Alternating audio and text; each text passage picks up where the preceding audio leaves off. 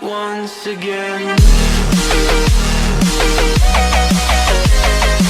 Hello दोस्तों, मैं रवि कुशवाहा अपने संविधान के इस तीसरे लेक्चर में हम बात करेंगे जो भी हमारा बचा हुआ रिमेनिंग टॉपिक है संवैधानिक विकास का, उसके बारे में चर्चा करेंगे। तो आज हम चर्चा करेंगे, पहले हमने कल देखा था पिछले लेक्चर में भारत शासन अधिनियम 1935 तक, और उसके बाद की घटनाओं को देखेंगे, उसके बाद की क्या क्या घटनाएं हुई, ठीक है, जो कि हमारे संविधान निर्माण में कहीं ना कहीं प्रभाव पड़ता है। ठीक है, तो पहले हम देखेंगे कि 1937 में हमने देखा था कि 1935 तक बहुत जगह प्रांतीय सरकारों का गठन हो चुका था। कहने का मतलब प्रांतीय विधानसभा का गठन हो चुका था। हर प्रांत में अलग अलग विधानसभाएं थी, तो कहीं ना कहीं वहाँ भी सरकार तो बनेगी। तो 1937 में चुनाव होता है। चुनाव होता है किसके लिए? प्रांतीय सरकार करने के लिए, कि हर प्रांत का अलग अलग सरकार हो। ठीक है, तो इसमें बहुत सारी पार्टियां भाग लेती। उस समय जो भी पार्टियां थी, तो उसमें अगर हम देखेंगे सबसे बड़ी पार्टी के रूप में तो कांग्रेस था, जिसका स्थापना अगर देखेंगे तो 1885 में हो चुका था। तो कांग्रेस था और मुस्लिम लीग था। ठीक है, और भी पार्टियां थी, तो जो इम्पोर्टेंट उसकी हम बात कर रहे हैं। तो इसमें से हम देखेंगे बंगाल,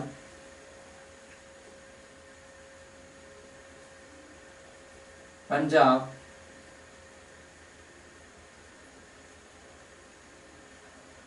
सिंध,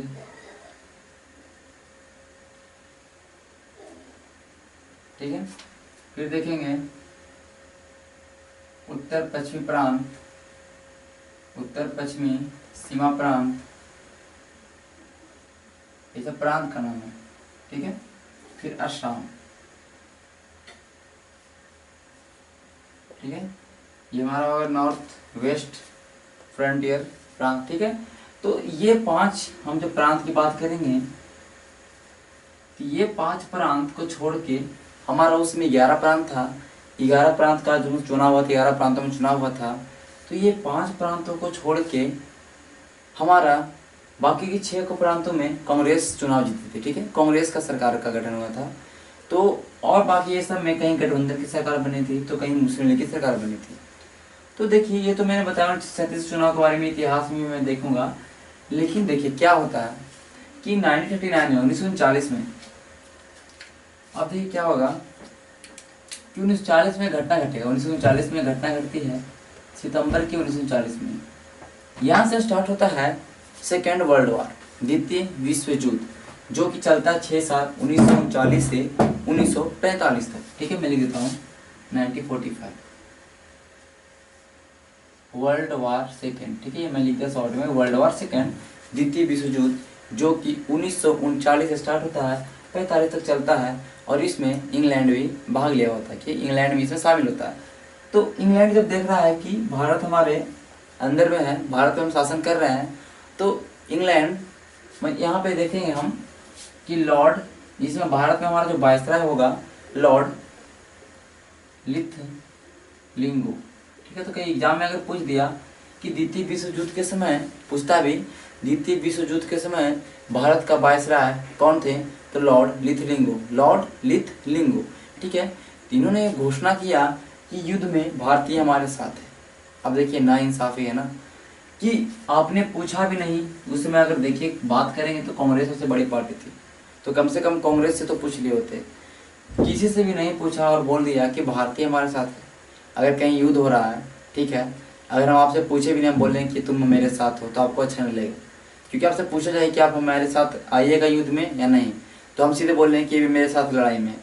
ठीक है, तो बोल दिया कि भारत हमारे साथ है युद्ध में, तो यहाँ से नाखुश हो गए हमारे कांग्रेस के जो लीडर थे, नाखुश हो गए।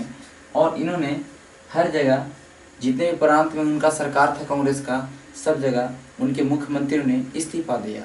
सब मुख्यमंत्रियों ने इस्तीफा दे दिया। ठीक है, तो 1939 में सारे मुख्यमंत्रियों ने इस्तीफा दे दिया। ये सरकार चली थी 28 महीने, एक याद रखिएगा, 28 महीने की सरकार चली थी। और 1939 हम बात करेंगे तो अक्टूबर 1939 में इस्तीफा देते हैं। ठीक है, अक्टूबर 1939 में।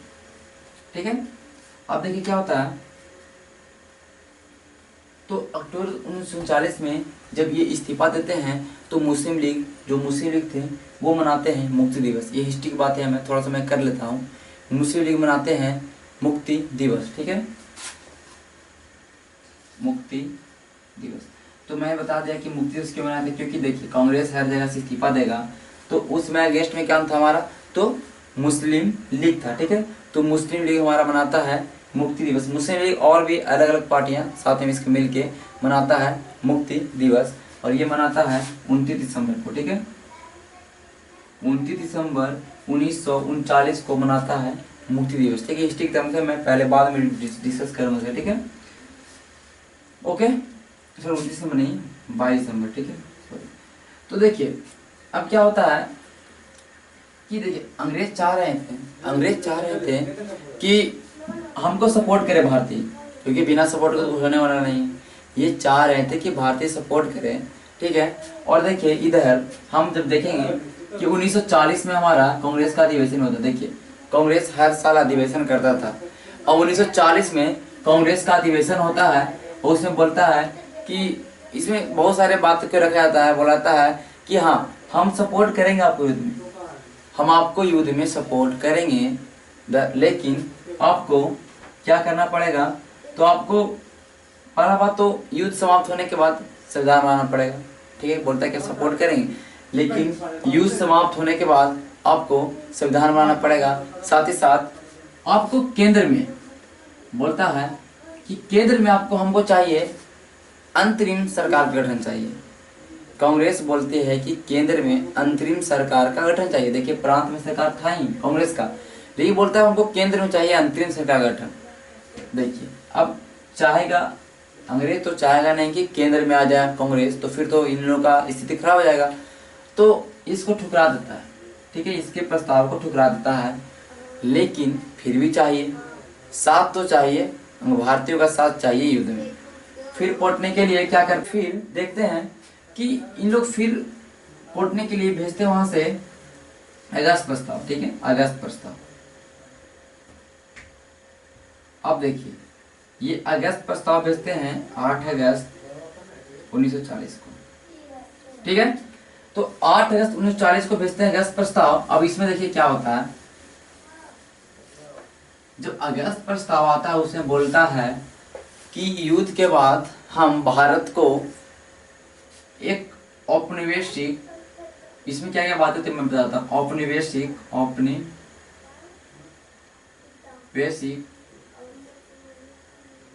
राज्य का दर्जा मिलेगा, ठीक है, औपनिवेशिक सरकार का गठन किया जाएगा, ठीक है। साथ साथ बोलता है कि संविधान बना देंगे आपका युद्ध के बाद, साथ दीजिए युद्ध में संविधान बना देंगे। संविधान बनाने के बाद संविधान सभा का गठन होगा। साथ साथ बोलता है कि जो वायसराय का जो कार्यकारिणी परिषद है, देखिए उस समय जो पॉलिटिकल, जो एक तरह से अगर हम देखेंगे एक बड़ा पॉलिटिकल ग्रुप की बात करें तो वायसराय ही था, ठीक है। इसमें चाहते थे सारे लोग चाहते थे कि इसमें हम शामिल हो जाए। वायसराय के कार्यकारिणी परिषद, executive council of viceroy, viceroy के कार्यकारिणी परिषद, बोलते थे कि वायसराय कार्यकारिणी परिषद में ज्यादा भारतीयों को शामिल करेंगे। ये बोलता है कि ज्यादा भारतीयों को शामिल करेंगे वायसराय कार्यकारिणी परिषद में, औपनिवेशिक राज्य का दर्जा देंगे, संविधान बनाएंगे, ठीक है, ये सब बोलता है। अब देखिए ये अगस्त प्रस्ताव होता है, लेकिन यहाँ पे हम देखते हैं कांग्रेस का क्या कहना था कि हमको चाहिए पूर्ण स्वराज, हमको फुल इंडिपेंडेंस चाहिए, हमको ये औपनिवेशिक से राज नहीं चाहिए। औपनिवेशिक मतलब क्या हुआ कि हम आप अपना सरकार बनाइए, लेकिन आपका डिफेंस फॉरेन सब हम देखेंगे। कहने का मतलब आज़ादी आपको देंगे, लेकिन टोटल आज़ादी नहीं देंगे, आपके ऊपर हम ही रहेंगे, तो ये तो आज़ादी नहीं हुई। लेकिन कांग्रेस का कहना था कि हमको चाहिए पूर्ण आज़ादी, तो इसको अगस्त प्रस्ताव को कांग्रेस नहीं मानते हैं। साथ ही साथ मुस्लिम लीग भी नहीं मानते हैं, क्योंकि मुस्लिम लीग का कहना था कि हमको अलग अलग देश चाहिए, पाकिस्तान, अलग स्वराज चाहिए हमको पाकिस्तान, इसमें ये भी बात क्लियर नहीं रहता पाकिस्तान के लिए। तो कहीं ना कहीं देखते हैं कि मुस्लिम लीग और कांग्रेस दोनों अगस्त प्रस्ताव को ठुकराती है। तो इसके बाद फिर आता हमारा, देखेंगे इसके बाद हमारा फिर आएगा क्रिप्स मिशन, क्रिप्स मिशन, ठीक है। अब देखिए क्रिप्स मिशन क्या है।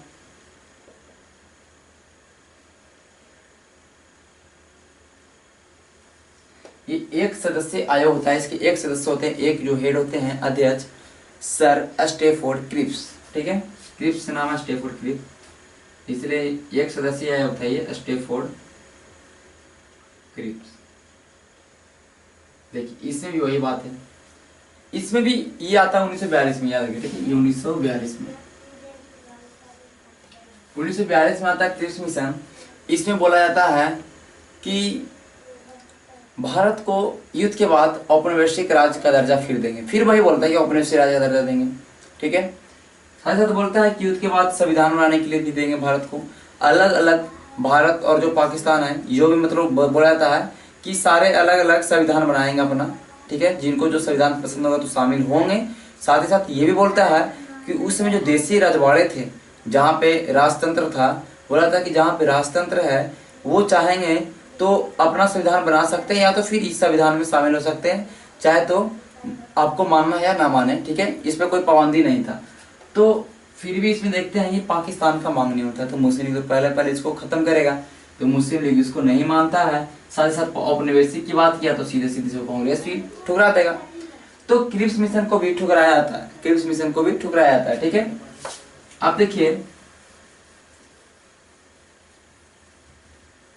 अब देखिए क्या होगा, अब देखिए इसको फिर से, अब देखिए फिर से आएगा हमारा बेबल योजना, बेबल प्लान।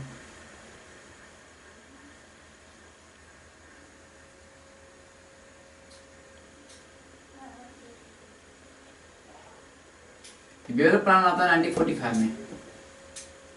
बेबल प्लान में क्या होता है, बेबल प्लान में होता है कि जो गवर्नर बोला जाता है कि जो वायसराय है ना, वायसराय की जो कार्यकारिणी परिषद है,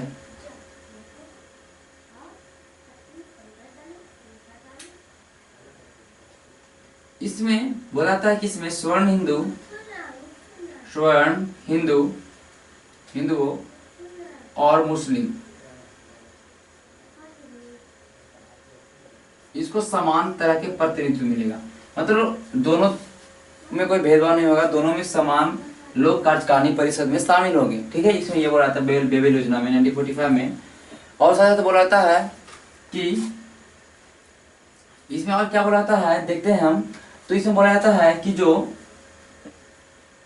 ये मुस्लिम है ना, मुस्लिम लीग का क्या मांग होता है इसमें, मुस्लिम लीग कहते हैं कि जो हम ये वायसराय जो कार्यकारिणी परिषद है, इसमें जो मेंबर हमारा जाएगा मुस्लिम लीग से, उसका चुनेंगे हम। मुस्लिम लीग का कहना कि हम चुनेंगे मुस्लिम लीग मेंबर्स को, लेकिन कांग्रेस को भी पसंद नहीं होता है। कांग्रेस अगर देखिए, अगर मुस्लिम मेंबर को मुस्लिम लीग चुनेगी तो कांग्रेस तो गैर मुस्लिमों को चुनेगी, तो यहाँ से कांग्रेस एक तरह से गैर मुस्लिम का पार्टी बन जाएगा, जो कि मुस्लिमों का प्रतिनिधित्व नहीं करेगी, यहाँ से होगा ना, तो यहाँ पे कांग्रेस का सपोर्ट नहीं करता है। और ये बेबल प्लान भी हमारा जाएगा, क्या होता है, बेबल योजना भी एक तरह से सक्सेसफुल नहीं होता है, बेबल प्लान भी सक्सेसफुल नहीं होता है, ठीक है। अब हमारा देखेंगे 1945 में होगा। अब देखिए 1946 में देखेंगे एक हम, ये 1946 में कैबिनेट मिशन आता है, जो कि काफ़ी हद तक अच्छा होता है। कैबिनेट मिशन आता है, उसके 3 सदस्य होते हैं, sir Stafford Cripps, Pethick Lawrence, A B Alexander, ठीक है। हम अगले लेक्चर में चर्चा करेंगे जब संविधान का, जिसमें बताएंगे कि संविधान कैसे बना, उस संविधान में कितने दिन लगे, क्या क्या उनमें समितियाँ थी, ठीक है, उसमें हम बताएंगे कैबिनेट मिशन के बारे में डिटेल में। तो कैबिनेट मिशन आता है, संविधान सभा का फिर चुनाव करवाता है, संविधान सभा गठन होता है, फिर वहाँ संविधान बनता है, ठीक है। तो वो हम इसमें टॉपिक छोड़ते हैं, फिर हम आगे देखते हैं। एक अधिनियम आएगा, भारत स्वतंत्रता अधिनियम 1947। देखिए इसमें क्या था, लगी राय स्वतंत्रता के भारत को स्वतंत्र कर देगा। तो इसमें देखिए क्या बात होता है कि 20 फरवरी 1947 को जो ब्रिटेन के प्रधानमंत्री उसमें थे क्लेमेंट एटली, ये क्या देखिए, ठीक है, क्लेमेंट एटली, तो क्लेमेंट एटली ने घोषणा किया कि 30 जून 1947 से पहले भारत को आजाद कर दिया जाएगा। मतलब कहने का मतलब हम अपना सत्ता अपने हाथों से भारतीय को दे देंगे, ठीक है, सत्ता को भारतीय को देंगे, ठीक है। भारत का जो बागडोर है, जो शासन है, शासन का सत्ता है, जो भारतीयों के हाथ में दे देंगे। इसमें ये कहना था, देखिए मतलब कहना है मतलब एक तरह से देख रहे हैं कि भारत को आजाद करने का बात किया जा रहा है, ठीक है। जब ये बात मुस्लिम लीग के कानून पहुंचती है, क्लेमेंट एटली घोषणा इसको बोलते हैं, ठीक है, 2047 को घोषणा करते हैं, तो मुस्लिम लीग का क्या मांग था कि पाकिस्तान चाहिए, हमको अलग चाहिए, अलग अभिराज चाहिए उनको। तो वो आंदोलन करने लगते हैं इसका, ठीक है। तो फिर क्या होता है कि उसमें जो वायसराय हमारा उसमें देखेंगे माउंटबेटन थे। 1947 में वायसराय माउंटबेटन थे, इसके पहले बेबल थे, ठीक है। तो माउंटबेटन 3 जून 1947 को एक प्लान भेजते, उसका नाम है माउंटबेटन योजना बोलते हैं, ठीक है। इसमें बोला गया, इसमें भारत और पाकिस्तान को दो अलग संघ के रूप में बोला गया कि भारत और पाकिस्तान दो अलग संघ होंगे। फिर बोला गया दोनों का सीमा निर्धारण होगा, दोनों का सीमा निर्धारण होगा, कहां से कहां तक भारत, कहां से कहां तक पाकिस्तान, ठीक है, हिस्ट्री बातें हैं।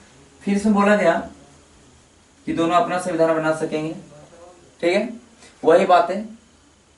तो ये सब मिला के माउंटबेटन योजना, ये सब मिला के फिर ये सब भारत स्वतंत्रता अधिनियम में शामिल कर लिया था। माउंटबेटन योजना की ये सब बातों को सब भारत स्वतंत्रता अधिनियम में शामिल कर लिया जाता है। और भारत स्वतंत्रता अधिनियम में यही रहता है कि भारत और पाकिस्तान दो अलग अलग स्वतंत्र अधिराज्य होंगे।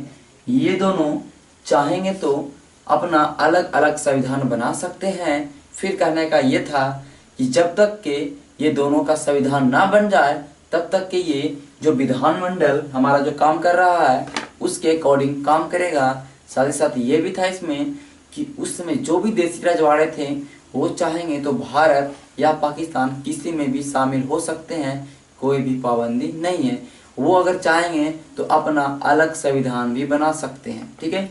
ये हमारा था भारत स्वतंत्रता अधिनियम 1947 के अंदर, ठीक है। इसमें इतना ही था। अब हम अगले लेक्चर में मिलेंगे और उसमें चर्चा हम करेंगे संविधान का निर्माण।